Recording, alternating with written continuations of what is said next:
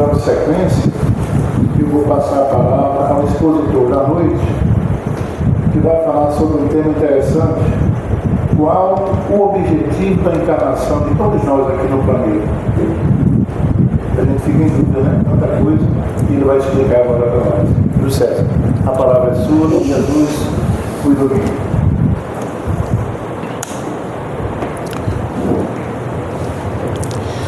Uma boa noite a todos. Roguemos a Jesus, esse nosso irmão e amigo, que Ele nos abençoe. Antes da nossa conversa, eu quero agradecer profundamente ao Lar Assistencial Cristo Consolador pelo apoio que deu ao nosso congresso realizado agora no mês de setembro, mais precisamente nos dias 20, 21 e 22, e dizer que a festa ficou muito mais bonita porque eu pude lá perceber a presença de muitos de vocês. Então, muito obrigado pela presença, pelo apoio, e vamos à nossa conversa da noite de hoje. No século passado, um eminente cientista, ele enunciou uma frase que muito simples, mas que nos remete a profundas reflexões. Albert Einstein, esse cientista que nós estamos nos referindo, ele disse certa feita que Deus não joga dados. Então, quando Einstein disse que Deus não joga dados, ele está mostrando para nós que não existe o acaso na natureza. Tudo tem uma razão de ser. E quando nós vamos ao Livro dos Espíritos, na questão primeira, Kardec pergunta à espiritualidade que é Deus. Veja que a conotação da inquirição de Kardec, ela é muito precisa, porque ele não pergunta quem é Deus. Porque quando perguntamos quem é Deus, nós estamos querendo atribuir uma persona, uma personalidade a Deus. E aí nós vamos incorrer em um grave erro. Então Kardec pergunta: o que é Deus? Quando recebe da espiritualidade a resposta que Deus é a causa primeira de todas as coisas e a inteligência suprema de todo o universo, nós entendemos perfeitamente que Einstein estava coberto de razão quando disse que Deus não joga dados. E se nós observarmos na natureza, se nós observarmos em tudo ao nosso derredor, nós vamos perceber que há por trás de tudo uma sequência lógica, inteligente de todos os acontecimentos. Então a gente, por exemplo, imagina os ciclos das marés. Milimetricamente, no tempo certo, essas marés completam um ciclo, voltam na mesma precisão. Nós observamos a movimentação dos globos no universo, tudo perfeitamente cronometrado e milimetrado, para que tudo saia bem. Não seria diferente conosco. Nossas vidas, todos os momentos das nossas vidas têm um propósito e têm um objetivo. Então Deus não faz nada à toa, Deus não joga dados. Então a gente precisa entender que quando a gente fala da encarnação, a gente precisa pensar, sim, mas qual é o objetivo da encarnação? Por que eu existo? Por que eu existo? E eu não estou falando porque eu vivo, porque a vida, ela se apresenta de diversas formas, quer queiramos ou não. De fato que René Descartes, ele uma vez afirmou que penso, logo existo. Então, viver significa você pensar, você investigar, você participar, você interagir. Então, viver é diferente do existir somente. Eu penso, eu existo, mas eu só existo porque penso.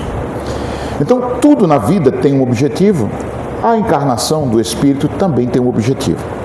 Existem, vamos chamar assim, duas maneiras de pensarmos. Uma forma é a maneira materialista. Para o materialista, a vida é somente a vida orgânica do corpo físico. Morreu, acabou, não resta mais nada. Profundamente triste e desprovida de qualquer esperança. Por quê?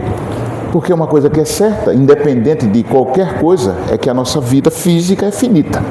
E que ela vai ocorrer, essa finitude vai ocorrer num determinado momento, e que nós não sabemos precisar quando será, de que forma será, mas que vai acontecer, ninguém tem dúvida. Todo ser vivente, todo ser aqui no nosso globo orgânico, vamos ficar por aqui somente, tem um período de existência, de vida. Mas o que acontece? Se a gente ficar preso a essa ideia materialista, a vida seria muito triste, não é? Porque eu não teria outra coisa senão o presente momento. Porque no momento seguinte eu posso não existir. E aí, para onde vai todo o conhecimento? Para onde vai toda a ternura, todo o amor? Para onde vai se deixa de existir? Então, a lógica, a razão, diz, poxa vida, tem que existir algo. Abrindo um parêntese aqui, certa feita eu estava numa reunião familiar e cheguei um pouco mais tarde porque eu estava exatamente numa conversa como esta. E lá chegando, encontrei um amigo, ele é materialista, e ele aí disse, por que chegou essa hora? Não, porque eu estava numa palestra. Esse negócio seu de espiritismo. Eu digo, Ele aí, com um tom jocoso, disse, você acredita mesmo nisso? Eu digo, olha, eu acredito, e você está, me permita agora, morrendo de vontade de acreditar. Porque senão a gente pode não sair daqui, você pode dar um treco, você está me jogando uma praga? Não, mas pode acontecer. Tantas pessoas estão em momentos como esse, tem um infarto fulminante e pronto. Então você está morrendo de vontade de que seja verdade o que eu estou, o que eu acredito, o que eu sinto, o que eu sei. Mas, deixando isso à parte, então a ideia espiritualista, ela está dentro de nós. Instintivamente nós somos espiritualistas. E não é questão de cultura, não é questão de conhecimento científico, tecnológico, teológico, não, de forma nenhuma. Nós olhamos isso e quando a gente lê, por exemplo, um livro, A Memória e o Tempo, de Hermínio Corrêa de Miranda, ele vai falar de experiências mediúnicas nos nativos da Polinésia. Então, é fato, não tem como a gente negar. Então, a gente precisa entender o que é e qual é o objetivo da encarnação, dessa ida e vinda dos espíritos entre os dois planos. Muito bem. Então, o que acontece? O que é reencarnação? Para a gente ter essa ideia de uma maneira bem prática, eu vou fazer aqui uma analogia. E precisamos que todos nós imaginemos aquilo que eu vou falar e eu vou tentar ser o mais claro possível. O que eu tenho aqui em minhas mãos é um copo de vidro. Neste copo, o que é que nós temos? Água. Muito bem. Se eu soltasse esse copo aqui, dessa altura, no chão, o que é que iria acontecer? Ele vai cair e vai quebrar. No chão eu terei o quê? Cacos de vidro, não mais um copo, e água. Então eu agora pego uma esponja de látex, uma bucha dessa de limpar prato, sequinha. Coloco sobre a água, vou colocando assim, tudo. O que vai acontecer com aquela água? Ela vai ser absorvida por essa bucha. Então agora eu terei uma bucha de látex, uma esponja de látex com água. Aí eu espremo. O que vai acontecer com a água? Vai cair. Eu aí rasgo toda essa espuma e a jogo num fogo. Ela vai deixar de existir como espuma. A água está lá. Eu agora pego uma flanela sequinha, vou lá e enxugo. O que vai acontecer com a flanela? Ela vai absorver a água. Eu terei a flanela com água. Então, eu tive o copo com água. Depois eu tive a esponja com água. E tenho a flanela com água. Eu tive formas diferentes, as quais ocupavam o mesmo elemento, a água. Isso é o mecanismo da reencarnação. Nós ocupamos corpos que são adequados às nossas necessidades. E nesse círculo de ir e de vir, qual é o objetivo da encarnação? Então, o que acontece? Uma das grandes dificuldades que as pessoas de outras denominações religiosas têm é quando elas se arvoram no direito, vamos dizer assim, de dizer que as Escrituras não citam a reencarnação. Não citam.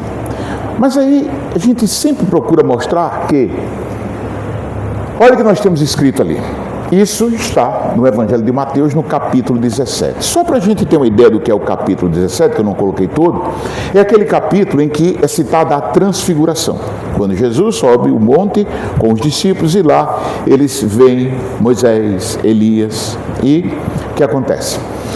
Lá no versículo 9, os discípulos têm um diálogo com Jesus, veja lá, eles estão descendo do morro, já acabou o fenômeno, e descendo eles do monte, Jesus lhes ordenou, dizendo: a ninguém conteis a visão, até que o Filho do Homem seja ressuscitado dentre os mortos.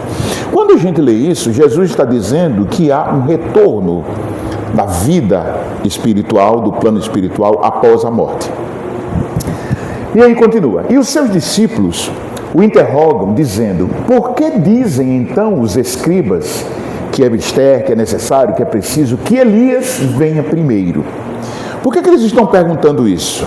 Porque há uma profecia que dizia que antes do Messias aparecer, antes do Messias chegar, antes da vinda do Messias, Elias iria retornar dos mortos, iria restaurar todas as coisas, ou seja, iria organizar o cenário para que o grande ator, o grande astro, pudesse atuar, Jesus.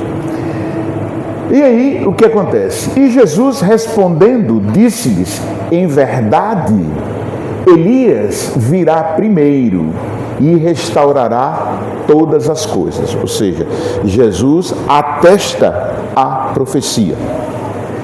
Mas digo-vos que Elias já veio e não o conheceram, mas fizeram-lhe tudo o que quiseram. Assim farão eles também padecer o Filho do Homem. Então entenderam os discípulos que lhes falara de João o Batista. João Batista e Jesus contemporâneos. Então veja só, os discípulos entenderam que estavam falando de Elias. Elias, séculos antes, havia habitado aquela região. Então a gente vê o seguinte, que quando eles perguntam por que os escribas dizem que Elias tem que vir primeiro, aí a gente vai buscar agora lá em Malaquias, no Velho Testamento. Está lá escrito: eis que eu envio, então, ou seja, no texto, Deus está falando para o profeta Malaquias e ele está dizendo: eis que eu envio o meu mensageiro que preparará o caminho diante de mim, e de repente virá ao seu tempo o Senhor, a quem vós buscais, que é o Messias, o mensageiro, e o mensageiro da aliança, a quem vós desejais. Eis que vem e diz o Senhor dos Exércitos. Como eles chamavam Deus. Então o que acontece? Ele está dizendo que aquela profecia, Jesus no versículo anterior, ela realmente era. E quem veio arrumar as coisas? João Batista, que era Elias. O que é isso? Reencarnação. Bom, então a gente está vendo que a reencarnação, ela existe, realmente. Agora, a gente precisa entender o seguinte: qual é o objetivo da encarnação? Essa pergunta Kardec fez à espiritualidade. Porque veja só, na vida tudo tem que ter um sentido. Então, se há uma lei divina, uma lei da reencarnação, ela tem que ter um sentido, ela tem que obedecer a um regramento, ela tem uma lógica. Então, qual é o objetivo da encarnação? Ao que essa pergunta a espiritualidade responde: Deus lhes impõe a nós, a encarnação com o fim de fazê-los chegar à perfeição. Ou seja, o grande objetivo da nossa experiência carnal é nós atravessarmos os percalços, as inúmeras vicissitudes, os nossos problemas, as nossas broncas, vamos chamar assim num termo bem popular. E o que é que acontece? A gente aprende. Toda vez que nós experienciamos algo, nós captamos alguma coisa, nós aprendemos alguma coisa. E isso é da natureza. Nós precisamos de experiências físicas para aprender. E aí ele diz: para uns é expiação, para outros missão. Por quê? Porque essa estada aqui no mundo físico depende de muitas coisas. Depende de quê? Da necessidade que nós temos, do aprendizado, das experiências, mas também muitos espíritos vêm até aqui, até nós, com uma missão. Missão essa que ela é proporcional à sua dificuldade, à sua gravidade, é proporcional ao estágio evolutivo. O maior exemplo disso, Jesus. Jesus, ele não tem necessidade da encarnação. Jesus, ele não tinha motivo para ele. Ele não tinha necessidade nenhuma de passar pela experiência que ele passou. Por que ele fez isso? Para nos ensinar. Por isso que Jesus é o modelo e guia para nós, humanidade. Então Jesus, ele veio para cá com uma missão. E muitos outros espíritos têm missões que a gente olha assim, puxa vida, existem criaturas que passam tão pouco tempo aqui entre nós e deixam uma obra tão grande. Por exemplo, em todas as áreas, teve um camarada que ele ficou aqui na Terra cerca de 3 décadas, pouquinho mais. E ele conseguiu mudar a música. Estou falando de Wolfgang Amadeus Mozart. Ele conseguiu mudar na sua época. Ele teve uma profusão tão grande na sua arte que ele marcou. Nós enxergamos também muitos cientistas, muitos mestres, enfim, em todos os tempos e em todas as áreas do conhecimento humano, nós vamos encontrar pessoas que a gente olha para o legado dessas pessoas e diz, foi uma missão, é uma missão. Então, essa necessidade da encarnação pode ser para uns uma missão ou para outros uma expiação. Por quê? Porque nós precisamos, como disse, experienciar algumas coisas. Na música popular brasileira, um compositor e cantor, há muito desencarnado, chamado Taiguara, ele tem numa composição uma frase que diz assim, quem não soube a sombra, não sabe a luz. E isso é magnífico, por quê? Porque nós, na nossa condição evolutiva, muitas vezes nós precisamos experienciar a sombra para poder amar a luz. Vamos traduzir isso? Quantas vezes nós malbaratamos a saúde do corpo físico e depois que a perdemos, nós, puxa vida, eu tinha saúde. Quantas e quantas vezes nós machucamos uma pessoa, desprezamos uma pessoa que está do nosso lado e de repente essa pessoa diz, não dá, eu tenho que ir embora porque eu não estou progredindo e você também, então eu vou me embora. E a pessoa diz, se eu soubesse agora, né? Assim, se eu soubesse um dia o que eu sei agora, eu não seria esse ser que chora. Dolores Duran também diz isso. Então a gente precisa, muitas vezes, das experiências. E aqui no nosso orbe, na nossa condição evolutiva, isso é muito comum, porque nós somos espíritos imperfeitos. Então, por isso que se dá para nós essa encarnação, essa necessidade, muitas vezes como uma expiação, como provas que nós temos que suportar. E nessa mesma questão, que é a questão 132 do Livro dos Espíritos, a resposta é muito maior, mas a gente pegou apenas essa parte, Kardec comenta, a ação dos seres corpóreos é necessária à marcha do universo. Puxa vida, a ação dos seres corpóreos é necessário à marcha do universo. Deus não joga dados. Deus, porém, na sua sabedoria, quis que nessa mesma ação eles encontrassem um meio de progredir e de se aproximar dele. Deste modo, por uma admirável lei da providência, tudo se encadeia, tudo é solidário na natureza. Então veja só, quando a gente observa a natureza, quando nós observamos a nós mesmos, nós precisamos uns dos outros. E quando eu digo uns dos outros, eu estou falando de tudo. Há pouco eu conversava com o Luiz e disse a ele que eu tenho uma frase que eu admiro muito, lindíssima, poética até, que resume essa dependência entre nós. A frase é o seguinte, é impossível você machucar uma flor e não ferir uma estrela. É poético, mas é muito verdadeiro, porque nós estamos interligados. Então a gente precisa entender que o objetivo da encarnação é um objetivo educativo, para que nós possamos evoluir.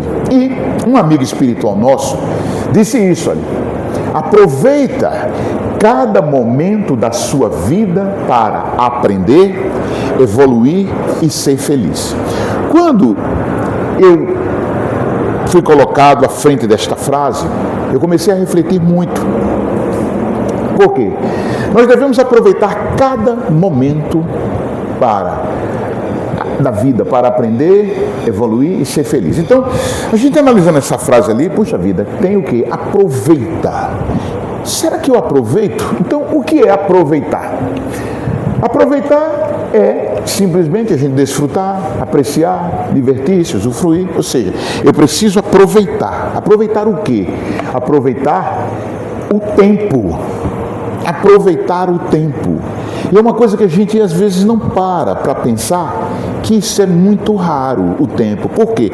Porque o momento do agora, do presente, ele jamais vai se repetir. Ele vai se transformar numa coisa que a gente chama de passado, que ele não volta mais. O tempo que a gente considera o futuro, ele só chega no momento correto. Então, o presente momento, esse cada momento, é muito importante que aproveitemos esses instantes que nós temos, todos eles, para aproveitar. E, ou seja, nós temos que desfrutar disso, mas desfrutar de uma forma inteligente, de uma forma que agregue o quê? Agregue valor. E que valor é esse que eu estou falando? Eu não estou falando de um valor material, eu estou falando de valores éticos, morais, valores espirituais, os valores verdadeiros, porque Jesus, ele pediu que a gente tomasse muito cuidado com isso. Numa passagem, Jesus, olha, não ajuntei tesouros na terra, porque vem lá as traças, vão comer, vem a ferrugem, vai corroer. Ajunte tesouros no céu. Mas qual é o tesouro que a gente coloca no mundo espiritual? Que tesouro é? São os sentimentos. E nós, muitas vezes, nós não nos preocupamos com os nossos sentimentos. Nós malbaratamos cada oportunidade que temos de mudar as nossas vidas e de contribuir para a mudança do outro. Contribuir por quê? Porque ninguém muda o outro. Essa mudança, essa transformação é individual. Então, quando a gente fala em aproveitar o tempo, está lá o cachorrinho olhando ali, desfrutando um passeio de barco, eu não estou falando de aproveitar o tempo dessa forma. Então, a gente precisa procurar entender o seguinte: o tempo, essa grandeza, essa coisa assim tão enigmática. O que é o tempo? E o tempo, a gente está se referindo aqui, não é o tempo que a gente conta no relógio, nos dias, no calendário. Não, por quê? Porque o tempo, quando a gente pergunta o que é o tempo, a gente tem que admitir que o tempo é um conceito muito relativo. Mas muito relativo mesmo. Por quê? Porque ele assume características totalmente diferentes. E não é pela sua grandeza, não é pelo seu módulo, pela quantidade de tempo, mas pela importância que nós damos a esse tempo. Só para exemplificar, se eu perguntar a vocês, 1 segundo é muito tempo ou pouco tempo? Depende. Se eu perguntar a um corredor de Fórmula 1 que está atrás do primeiro colocado, 1 segundo é uma imensidão, que ele fica nervoso porque volta após volta e ele não consegue ultrapassar, não consegue tirar essa diferença. Então aquele 1 segundo é muito tempo. Se eu perguntar a um geólogo se 1 bilhão de anos é muito tempo, ele vai dizer não, é um segundinho aqui.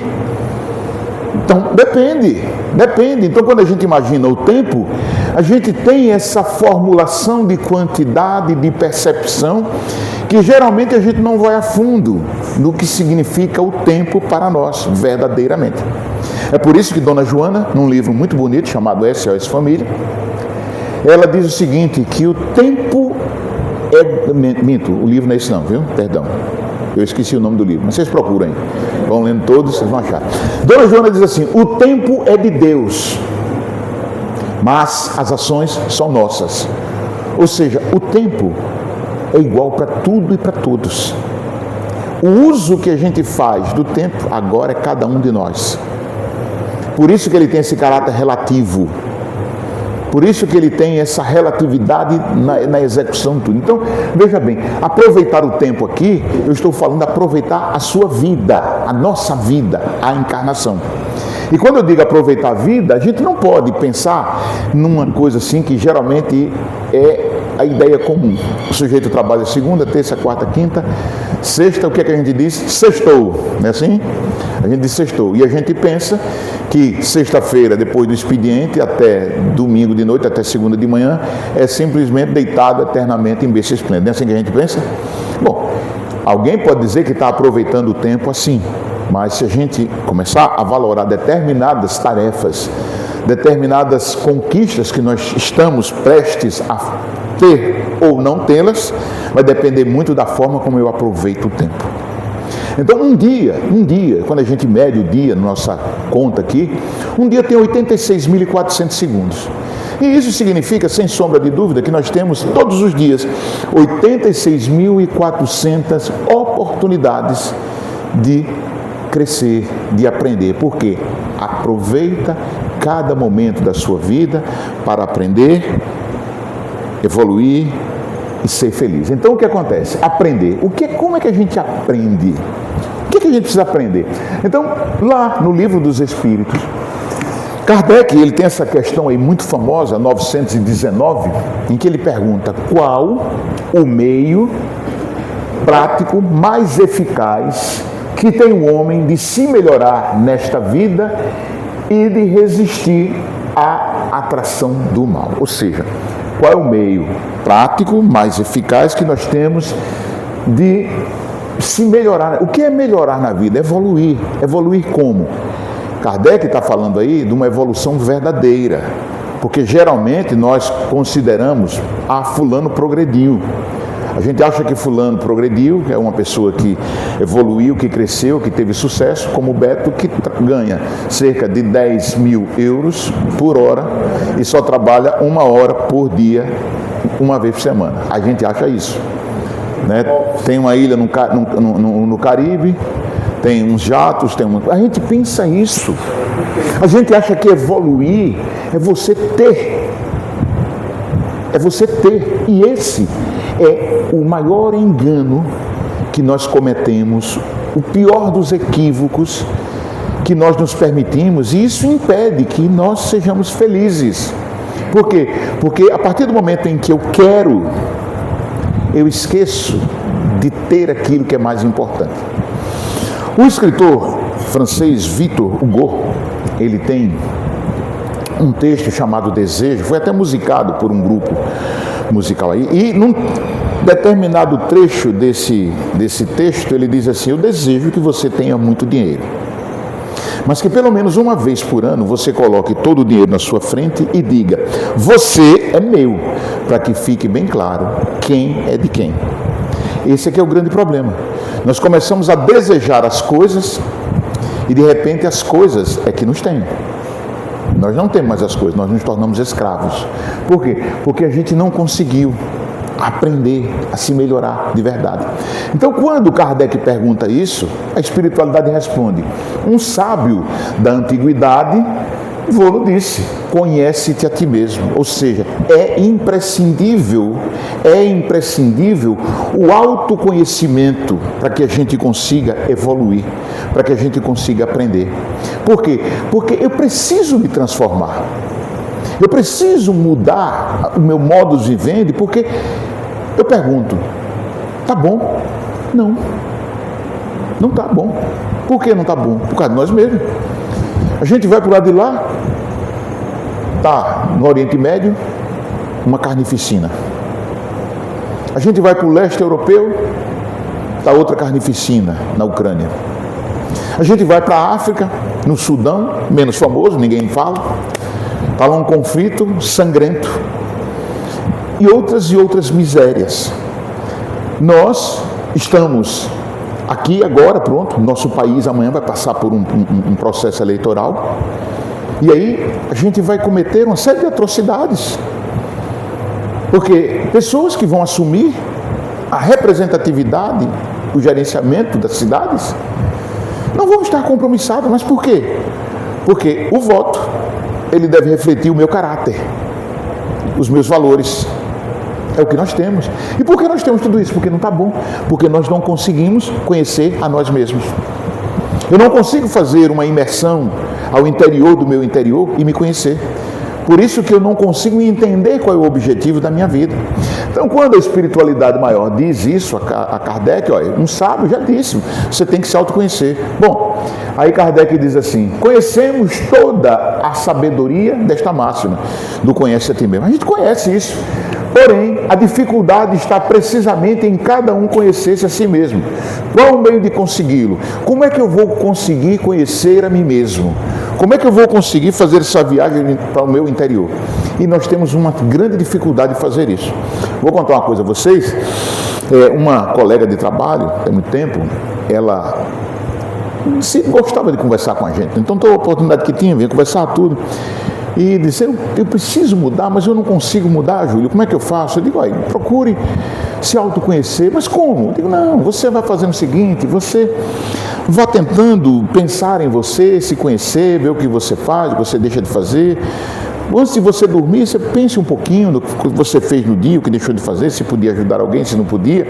E aí eu conversava isso por conta disso aqui. Santo Agostinho disse, fazei o que eu fazia quando vivia na terra. Ao fim do dia eu interrogava a minha consciência. Então, ele interrogava a consciência para saber se eu fui bem ou se não foi. Então, eu conversando nesse diapasão aí com minha colega de trabalho, aí ela chegou depois, num certo dia, Júlia, é verdade, eu estou me sentindo melhor. Eu disse, que bom. E você está conseguindo fazer essa análise crítica da sua persona? Ela disse, mais ou menos, porque de noite, você sabe, a gente trabalha, tem que estar aqui no escritório cedo, né? Eu digo, realmente a gente não pode ficar a noite toda refletindo sobre o nosso dia, sobre o que fizemos, deixamos de fazer. Mas eu estou até tentando. E como é que você faz? Ela disse, eu fico pensando assim, o que as pessoas me disseram, quanto elas me magoaram, quanto eu fiquei chateada com uma pessoa, com outra, quem me fez raiva. Eu digo, tá certo. E você? Eu disse, não, quando eu chego assim na parte de me analisar, eu já estou com muito sono, eu vou dormir. É o que a gente faz. Instintivamente nós fazemos isso. Por quê? Quando algo dá errado, a primeira pergunta que a gente faz é o quê? De quem é a culpa. Nós somos doidinho no bom nordestinês para encontrar um culpado. Culpado para qualquer coisa. Então a gente esquece disso, de fazer essas coisas, essa análise crítica, essa coisa da gente se perceber o que é que eu fiz, onde é que eu estou nisso tudo, quem sou eu? Buscar meu íntimo, as minhas reações. Porque quando a gente imagina isso, veja só, Jesus, a mensagem de Jesus é uma mensagem belíssima. Ela é de fácil entendimento. Não existe uma pessoa que desprovida de qualquer tipo de preconceito que leia, tome conhecimento da mensagem de Jesus e discorde dela. Não é verdade? Na teoria não tem como discordar, mas na prática a gente discorda em ações. A gente diz perdoar o próximo, a gente não perdoa. A gente manda lá, o mandamento diz, olha, dê a outra face, ou seja, não revide, mas a gente revida. E a gente coloca até Deus nessa história, né?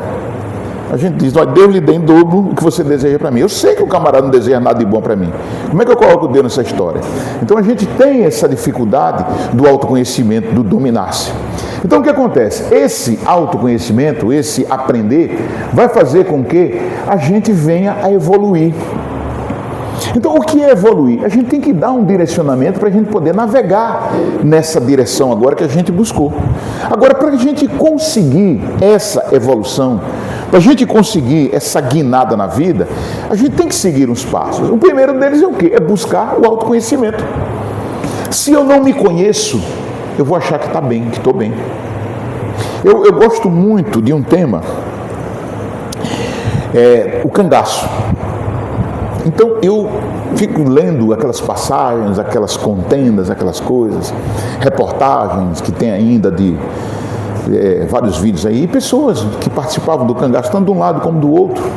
E uma delas me chamou a atenção foi que um dos cangaceiros mais sanguinários, o Gato, o esposo de Inacinha, ele disse numa reportagem para uns repórteres, que ele disse, não, eu não mato ninguém, eu estou ajudando Deus. O cara não vai ter que morrer? Ele acreditava naquilo, porque era o valor dele. Então ele não se conhecia, não, ele não achava nada demais do que ele estava fazendo. Por quê? Porque ele via razão naquilo, ele não tinha essa busca do autoconhecimento, de se interrogar, de fazer aquilo que em planejamento a gente chama de análise crítica. Eu tenho que analisar criticamente a minha personalidade. O que eu penso? O que eu sinto? Se eu quiser buscar esse autoconhecimento, a gente geralmente está buscando o quê? O exterior. Você não é o que aparenta ser. Você não é o que diz ser. Nós somos o que sentimos, o que pensamos. Dificilmente nós externamos o que pensamos para todo mundo em todo momento. Dificilmente nós externamos o que sentimos em todos os momentos. Nós somos aquilo. E principalmente aquilo que nós não queremos externar. Porque é tão sério que a gente tem vergonha. Então a gente precisa buscar esse autoconhecimento para pensar em evoluir. Mas por que eu quero buscar esse autoconhecimento? Para encontrar o rumo certo. Que rumo é esse? O rumo da retidão, do caráter evangélico, da mudança profunda. Porque isso se faz necessário. Então eu estou num caminho ascendente de dificuldade, sim. Porque a busca pelo autoconhecimento dói, porque vai mexer com o quê? Com a força mais poderosa que temos em nós, por enquanto, o egoísmo. O egoísmo é muito forte em nós. A gente não consegue muitas vezes dar um passo adiante porque o egoísmo não deixa. O orgulho tolo não permite. Então a gente tem que buscar esse autoconhecimento e encontrar o rumo. E encontrar o rumo também vai exigir de nós, numa sequência, o quê? O domar a si mesmo. Porque nós muitas vezes agimos por instintos. Nós ainda temos lá os resquícios do nosso estágio no mundo animal, falando dos animais imperfeitos. A gente age por instinto. E o pior é que a gente saiu dessa fase do não raciocínio, temos um raciocínio organizado, mas nós desenvolvemos crueldade. A gente vê, por exemplo, um tubarão, ele é agressivo. Uma surucucu, um cascavel, é agressivo o animal, mas ele não é cruel, é diferente.